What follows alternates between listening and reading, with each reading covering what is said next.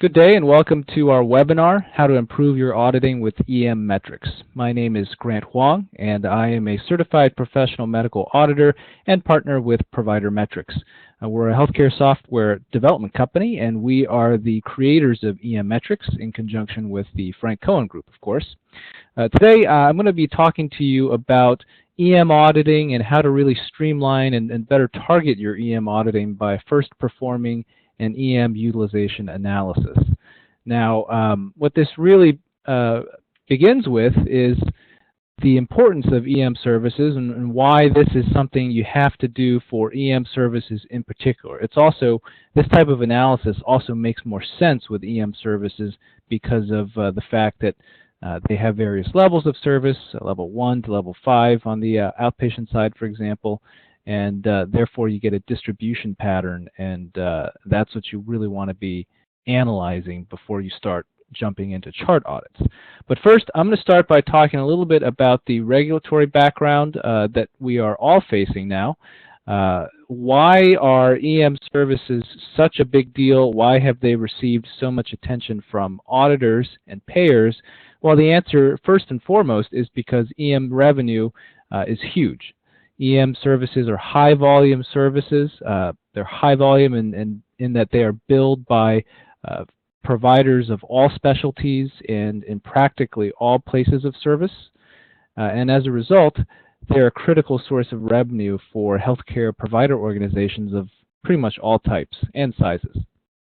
And second, EM coding is very complex because of those levels of service that I mentioned. And I'm sure you guys know this, but very often you can have a room full of CPCs and experienced coders and coding directors, and they will have a debate about whether a claim is documented to support a level 4 or a level 5. I mean, that one level differential can be very hard for people to agree on, despite the experience that they may have with coding and auditing.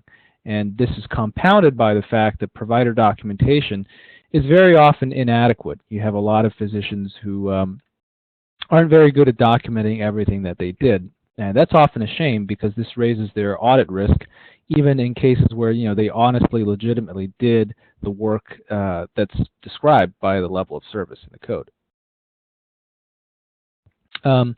EMs are represented by just a handful of CPT codes, yet they account for roughly 27% of Medicare payments.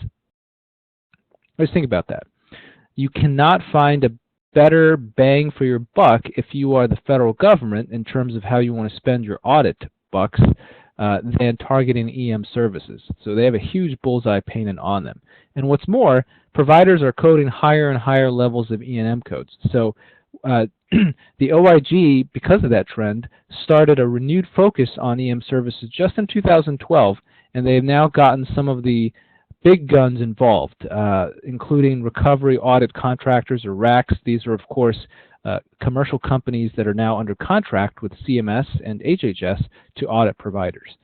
Now, I want to show you some data here. This is from a 2012 OIG report that was just aimed at EM services.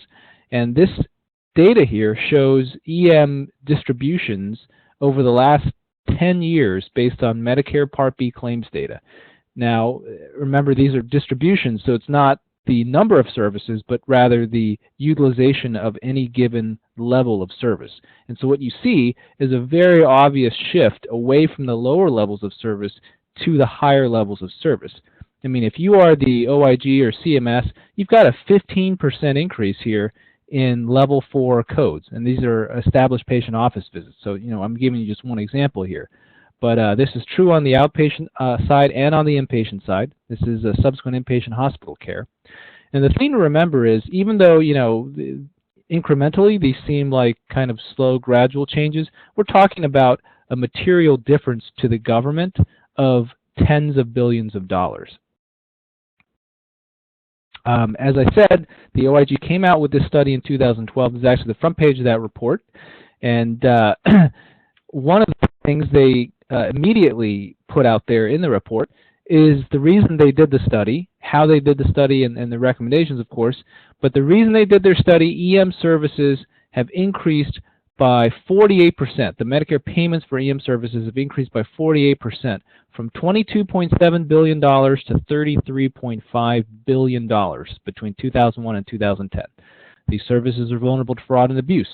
And so what OIG did with this study is they used the Part B claims data to analyze physicians' E&M services to identify physicians who are consistently billing higher levels of services. Now, what's sort of, if you read between the lines here, the OIG is telling you their methodology for targeting providers as, for audits.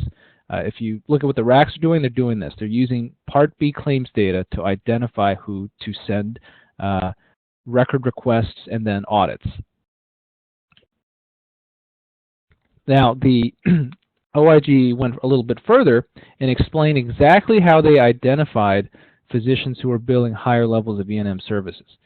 Now, the reason why we're looking at this report and getting into this level of detail with what the OIG did is because this is how you gain some insight into what the OIG is doing and what federal auditors are doing. And obviously, audits are not limited to commercial payers, but rather to federal payers, but the commercial payers are also getting in on the act. They have just as much at stake as Medicare, and they have just as strong of a financial incentive to audit providers and make sure that they are weeding out, quote-unquote, fraud and abuse. So that's why we're talking about this. Now, diving right back into the OIG report here, they say that to identify these physicians, they first looked at physicians with an average EM code level that was in the top 1% of their specialties, okay? And then within that group, within that top 1%, they only flagged those providers who were billing the two highest codes within a visit type at least 95% of the time. So what that means is, just an example, for new patient office visits, they only looked at providers who were billing a 99204 or a 99205 at least 95% of the time. Just think about what that would look like in your practice. If you've had a doctor that 95% of the EM codes they billed were level 4 or 5 codes, okay, that's very high level.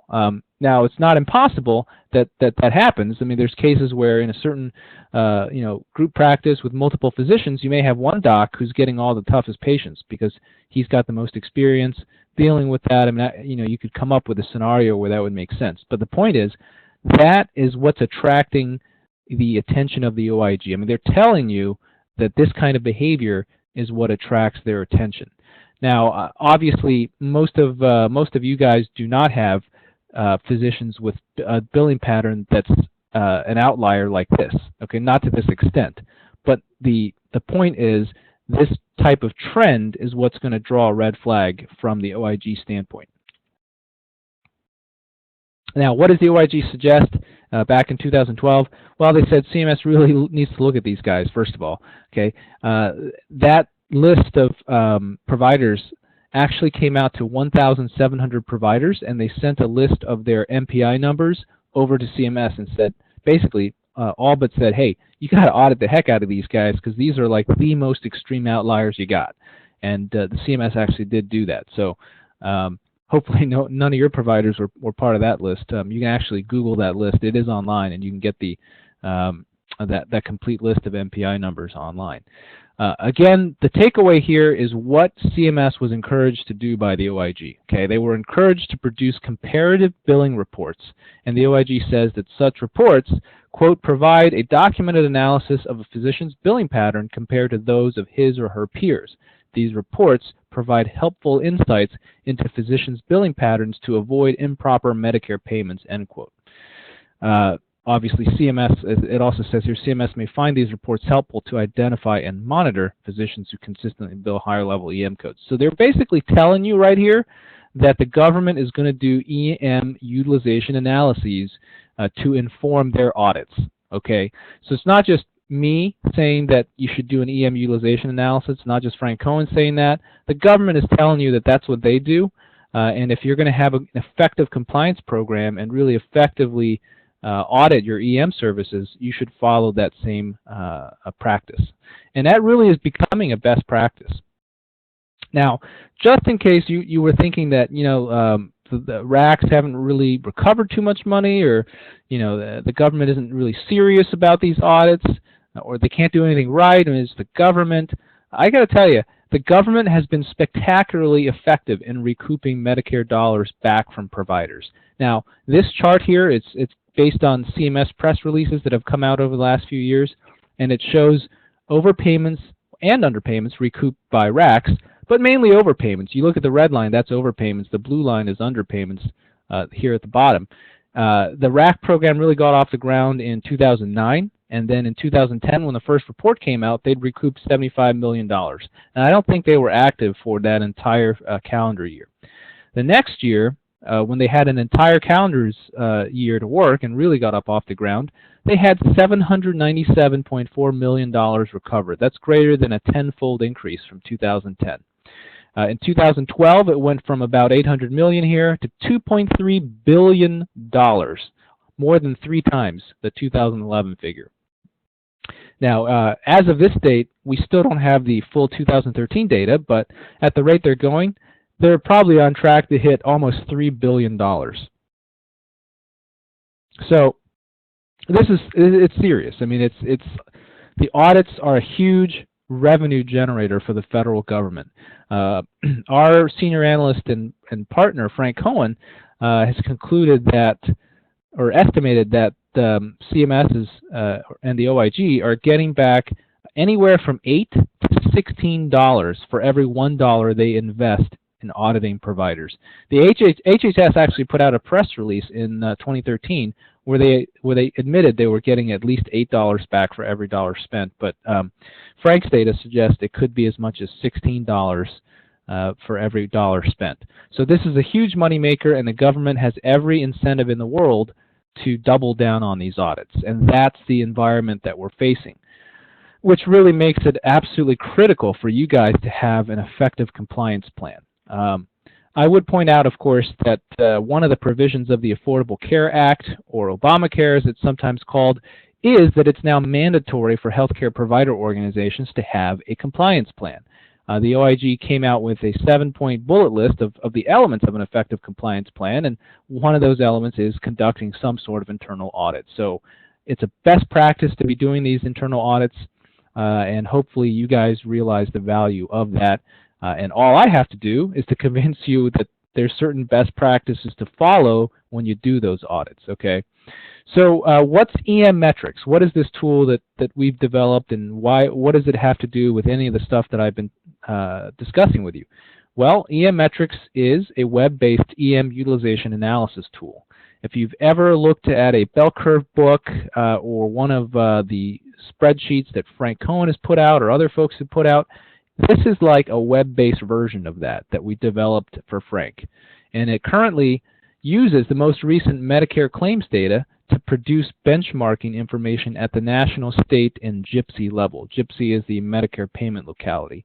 All of the benchmarks you enter into this tool are stored permanently, and it really lets us do some really sophisticated analytics and comparisons that were created by Frank. All of the data is exportable to CSV, which is an Excel readable format, and also to PDF for presentations. So why would you use EM Metrics?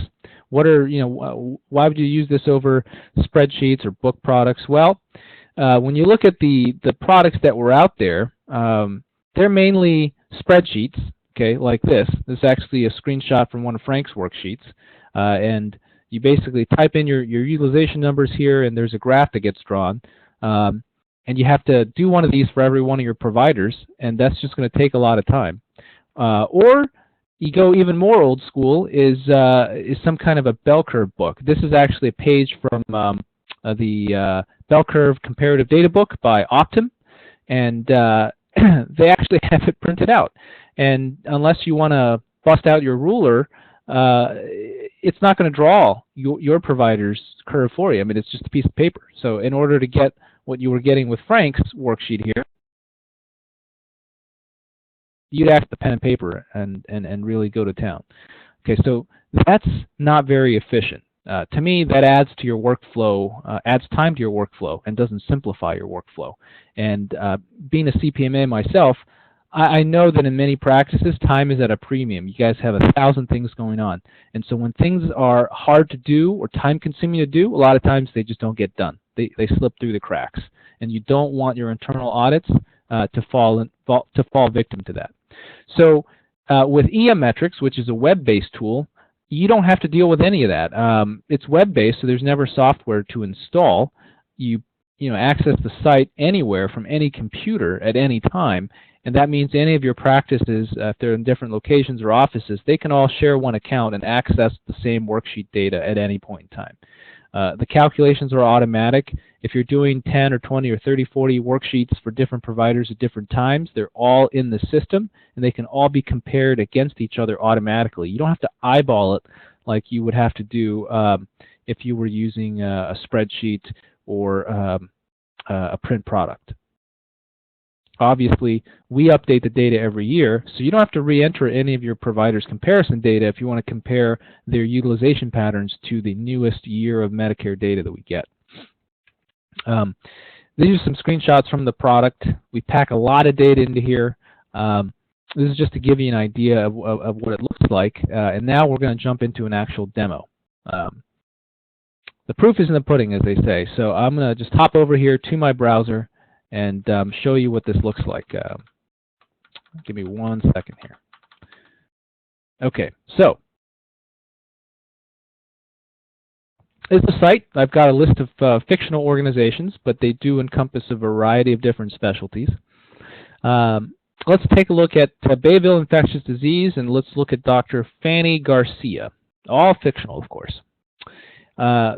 Looking at 2013 utilization for this physician, we can see that this, well, first of all, first thing you'll notice is it's similar to Frank's worksheet.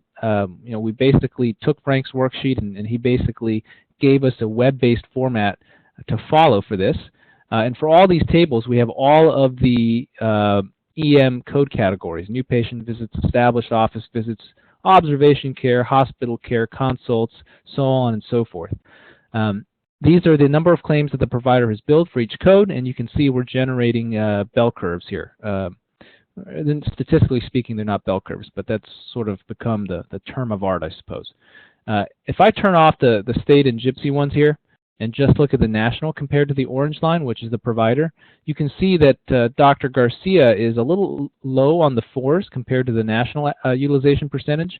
She's right on the line for 5s, and she's billing a lot more 3s. So that, to me, suggests maybe she's undercoding. If I were the auditor or the practice manager, that gives me a place to start so that I'm not just auditing her charts randomly.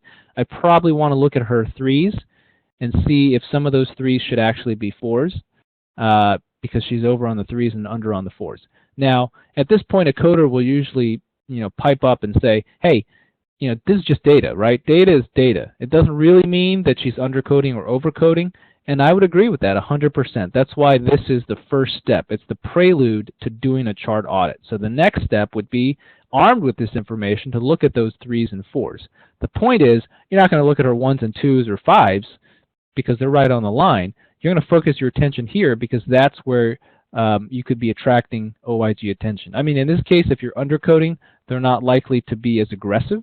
Remember I showed you the slide, the red line versus the blue line. They're much more aggressive on overpayments than underpayments. The underpayments would require that the RACs actually return money to physicians, which happens, but obviously not a lot, as you recall from that slide. Now, what's really cool is if I have a lot of providers that I want to look at the same time and really get a picture of where they all stand, I can do that with what we call a global comparison. Okay. Now, you'll notice here that on this slide, on this table, I've got a whole bunch of different providers, and that's because I've selected several different practices here. Now, these organizations could be practice locations for you or different offices. If you're a consultant or a billing company, they could be different client organizations, whatever the case may be. But when you choose more than one organization, you can now choose any of the providers that were assigned to those organizations. So I've got 14 providers checked here, and I'm looking at their Medicare data only, okay? And I'm going to turn off the comparison data, the national here, the gypsy, the state, they're in Maine, or this fictional organization is in Maine. And now I'm just looking at the providers. Now, I see that there's a sort of a confluence here on the 4s. I see there's one doctor here, Leslie Armstrong, who's really high on the 5s. He's got a really right-shifted distribution. Okay, and this is Medicare. Now, if I look at their commercial utilization, let's see what that looks like. That's quite a different distribution on the commercial side. And what it suggests to me, you see a lot more convergence on the level 3s. It suggests to me that, you know, comparing commercial and Medicare, on the Medicare side, they tend to have more serious cases. And on the commercial side, because they're lumped in with a lot more younger patients and perhaps less chronic issues and more of the routine stuff, that they're peaking on the 3s because, you know, the caseload is different and the medical decision making and complexity is lower. You just think about how this comparison would help your auditing. If you're able to enter data into our system and dump it into a Medicare bucket or a commercial bucket and then compare your providers, you're able to do two things. You're able to identify any case where they might be raising an audit risk flag, in the case of Dr. Armstrong, member, who is really right-shifted, and you're also identifying cases where you could be potentially undercoding compared to the national. If I bring these back in, again, the national, state, they're all peaking on the 4s. These guys are on the 3s, so you want to think about looking at the 3s. But again, because this is commercial data we're looking at, maybe that's justified. I mean, you never know without actually going down and doing chart audits, as you guys know, I'm sure. But this is a way to save time and really target what you need to be targeting. Now, the data we have is parsed in a lot. We can slice and dice, I guess, the data in a lot of different ways. And we can show you what the actual data looks like so you can compare the numbers here at any point in time. The average RVU per provider graph just gives you sort of an easier way to compare providers with just a single data point. These can get a little bit hard to read. They'll start to look like, you know, abstract art if you had like 50 docs on here. But with a single data point here in a bar graph, you can really see who's got the high average work RVUs and who's got the low average work RVUs and do a comparison by code range here. Now, the really cool part of all this is we have really good export functionality. You can dump these worksheets to a CSV file, which you could open in Excel if you wanted the numbers. If you wanted to print this out or take this with you, you could dump it to a PDF like I've just done here, and you'll get all the numbers as well as the graphics. And it's just a great reference to have if you have to do provider education, or if you have a staff meeting with a bunch of providers and you want to compare their performance against each other, or against an organization average. You can even do a specialty comparison. So what I can do here is I can choose internal medicine, okay, and compare Dr. Garcia. Now, she's infectious disease, so maybe we should just pick infectious disease instead. But the point is, what this will do is it'll compare her against all the other infectious disease docs you have data for.